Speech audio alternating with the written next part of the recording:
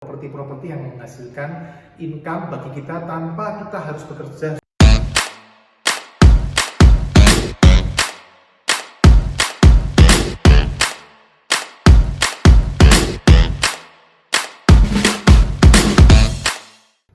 Halo teman-teman, apa kabar? Saya Pipo Hergianto, saya adalah investor properti.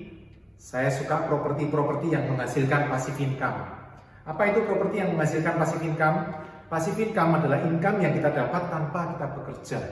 Jadi properti yang menghasilkan passive income adalah properti-properti yang menghasilkan income bagi kita tanpa kita harus bekerja secara langsung. Contoh, teman-teman mempunyai rumah yang disewakan ke orang lain. Ketika teman-teman mempunyai properti yang disewakan ke orang lain, rumah yang disewakan ke orang lain, teman-teman akan mendapat sewa bulanan atau tahunan. Nah, ketika mendapatkan income tersebut, teman-teman kan nggak perlu kerja, teman-teman tidak bekerja, tapi teman-teman mendapatkan sewa sebulan, setiap bulan, atau setiap tahun. Nah, itu yang saya sukai, properti-properti yang menghasilkan passive income, sehingga saya tidak perlu bekerja, tapi properti-properti tersebut akan menghasilkan passive income bagi saya. Contoh, rumah sewa. Contoh lain, apartemen. Contoh lain, kos-kosan atau kontrakan. Tapi, properti yang paling saya sukai adalah properti minimarket waralaba Indomaret. Kenapa? Karena minimarket waralaba Indomaret, properti saya dikelola oleh mereka, menghasilkan income yang cukup besar sehingga saya bisa membayar angsuran, jadi saya nggak perlu repot, dan properti tersebut dijaga dengan baik oleh mereka. Dan yang paling penting adalah saya tidak repot. Saya mempunyai toko, walaupun saya tinggal di Jakarta, saya mempunyai toko di Medan, Sumatera maksud saya. Saya juga mempunyai toko juga di Sulawesi, Pulau Sulawesi. Toko-toko lain ada di Banten, DKI Jakarta, Jawa Barat, Jawa Tengah, dan Jawa Timur. Saya mempunyai toko tersebar dan saya tidak repot, saya bisa fokus ke pekerjaan saya.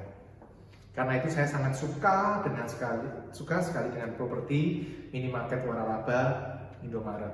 Karena itu saya selalu menganjurkan ke teman-teman saya sejak dulu. Sejak tahun 2010 saya mulai invest properti minimarket waralaba. Saya selalu ngomong ke teman-teman saya, sudah nggak usah pusing-pusing cari properti, kemudian pastikan properti tersebut bagus untuk minimarket waralaba. Kemudian nanti minimarket waralaba akan berdiri di sana dan menghasilkan income yang besar bagi kita. Awalnya dulu income kurang lebih sekitar 10-11 juta per bulan per toko. Sekarang lebih dari nilai itu. Kurang lebih teman-teman sekitar menghasilkan return atau yield atau apapun istilah teman-teman sekitar 18%. Jauh di atas rata-rata properti yang disewakan. Kalau teman-teman punya rumah, punya ruko, apartemen, rumah yang paling rendah. Rumah itu kalau teman-teman beli rumah 500 juta misal, kemudian disewakan, itu kira-kira sewanya prediksi saya 2-3% dari harga properti. Jadi kalau 500 juta ya sewanya berarti setahun 10 juta sampai 15 juta setahun dari 500 juta. Sementara kalau apartemen itu income-nya lebih besar, yield-nya mungkin bisa 5-7%. Jadi kalau teman-teman beli properti apartemen 500 juta, kira-kira sewanya setahun 25-35 juta. Kira-kira, kurang lebih. Nah, padahal bunga di Indonesia KPR sekitar 7-10-12%, bahkan ada yang 12%. Sehingga income-nya tidak mencukupi untuk membayar angsuran, bahkan bunganya saja tidak cukup. Apalagi membayar pokok hutangnya, sehingga hutangnya tidak akan habis, lama-lama malah tambah berat. Nah, baru tahun 2010 saya berhasil membeli properti pertama yang saya jadikan Indomaret dan hasilnya luar biasa. Makanya sejak itu saya selalu ngomong ke orang-orang, sudah investasi minimarket waralaba Indomaret aja, nggak usah pusing-pusing. Kita fokus ke pekerjaan kita fokus ke bisnis kita fokus ke kegiatan kita, investasi Indomaret, tidak pusing. Nah teman-teman, untuk memulai Indomaret, teman-teman ada dua caranya. Satu, teman-teman menjadi franchise ada dua ya. Satu, teman-teman bisa membuka dari nol, jadi beli tanah kosong atau beli ruko atau beli rumah tua, kemudian dia brokin dibangun toko, rumah tanah kosong juga dibangun toko, atau ruko kemudian dijadikan toko Indomaret. Itu namanya grand opening. Sementara cara lain adalah teman-teman membeli toko yang sudah berjalan, tapi bukan toko saya teman-teman, tokonya Indomaret atau Indomarko Prismatama. Teman-teman juga bisa membeli dengan cara namanya take over. Jadi toko yang sudah jalan, sudah profit, teman-teman beli. Itu juga ada namanya take over. Banyak orang yang nanya ke saya, Pak, apa nggak rugi Pak kalau seperti itu? Enggak.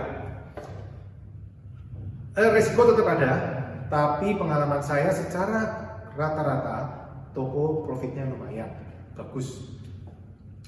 Ada juga yang nanya ke saya, Pak, nanti kan kalau take over sewa kemudian 5 tahun kemudian saya bayar lagi 800 juta, waktu take over 800, bayar lagi setelah 5 tahun 800 lagi, terus untung saya kapan?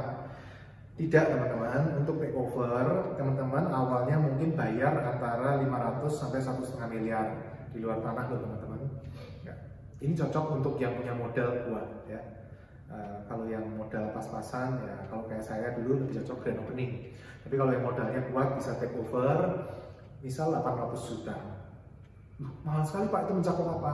Itu mencakup franchise fee, mencakup renovasi yang sudah dilakukan, mencakup perizinan, mencakup peralatan-peralatan yang di dalamnya.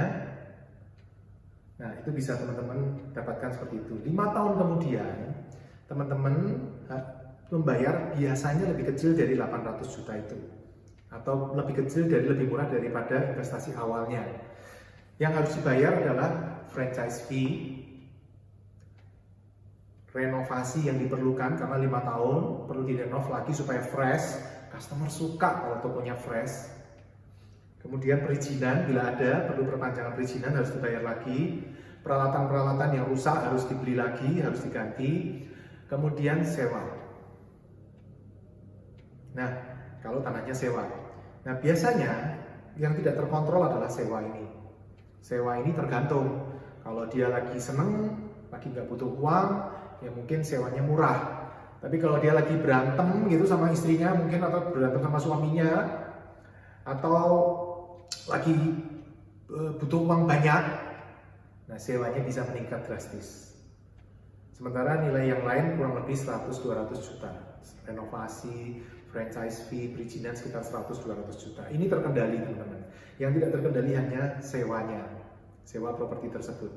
Karena itu teman-teman, saya lebih suka daripada take over, saya lebih suka dengan grand opening. Kenapa? Grand opening, tanahnya saya beli, saya tidak pusing dengan sewa. Kalau take over tanahnya sewa, biasanya setelah 5 tahun sewanya naik, sewanya naik, sewanya naik. Sementara saya yang grand opening, tanahnya saya beli, bukan sewanya yang naik, tapi nilai tanah tersebut yang naik. Nilainya naik, naik, naik, naik. Nah, saya sebagai investor properti lebih menyukai properti yang kondisi yang seperti ini. Saya miliki, kemudian nilainya dari tahun ke tahun naik. Nah, teman-teman, demikian gambaran tentang investasi minimarket waralaba baik grand opening maupun take over. Oh ya teman-teman, berita baik untuk teman-teman, saya sudah menulis buku. Setelah 2 tahun akhirnya bukunya jadi. Buku ini judulnya Minimarket Waralaba Indomaret. Bisa didapat di toko buku Gramedia, bisa didapat juga di Tokopedia.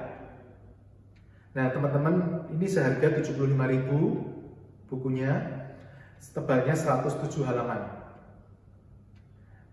Silahkan teman-teman dapatkan, silahkan mau dari Gramedia mau dari Tokopedia, no problem. Teman-teman beli buku ini Di dalamnya ada free seminar selama 2 jam.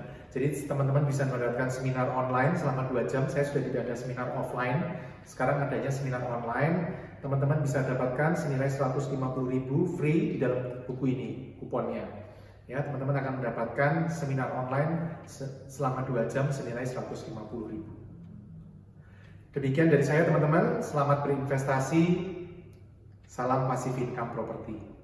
Investasi yang terbaik adalah dari otak kita. Karena itu, subscribe channel saya dan ikuti terus video-video saya. I'm Viko Lender.